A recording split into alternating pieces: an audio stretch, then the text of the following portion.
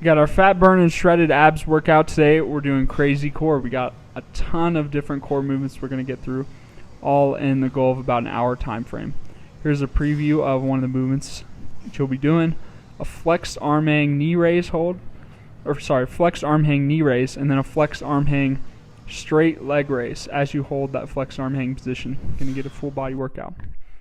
Here is the entire program. Feel free to take a screenshot if you like so you have access while you're going through your lift.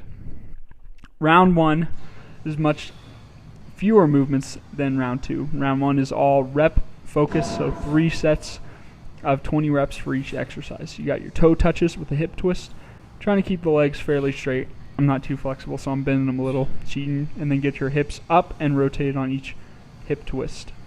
Straight leg raises, touching your feet with your hands, bent leg tuck and twist. This is a good one. You got your hands out to your side for stabilization. You're bringing knees into the chest and you're rotating side to side back and forth for 20 total reps. Here you've got your front lean rest, double leg jump tuck. In push-up position, popping both knees into the chest, popping back out. Decline bench leg tuck.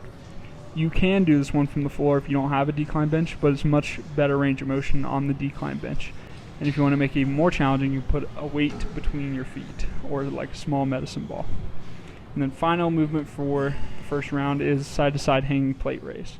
You don't have to do it with the plate if you're not able to, but hold yourself up from a bar, lifting your legs side to side. Round 2 is all about time.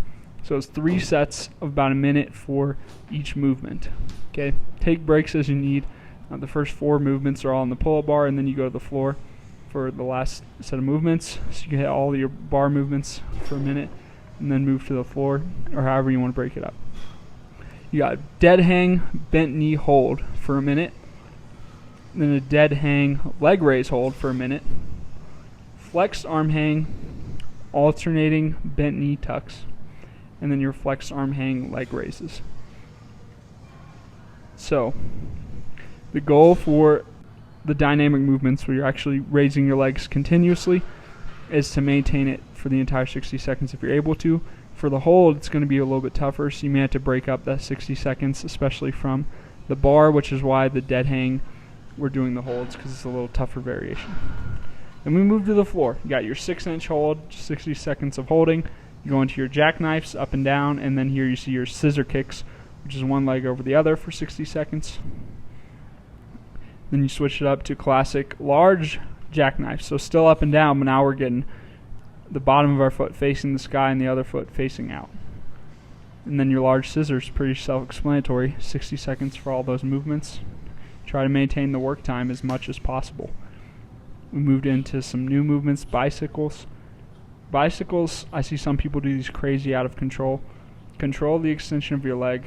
Alternate opposite elbow to opposite knee. And just maintain a steady pace for the whole 60 seconds.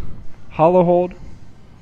This is an isometric hold, 1 minute, holding that position as best as possible. Ab wheel hold. This is a very tough one. Ab wheels are hard enough as they are on their own, but get out to almost parallel to the ground. You want your torso off the ground though. See that little bit of gap that I have? And then final movement, plank walk-ups and walk-downs, going from elbows to push-up position.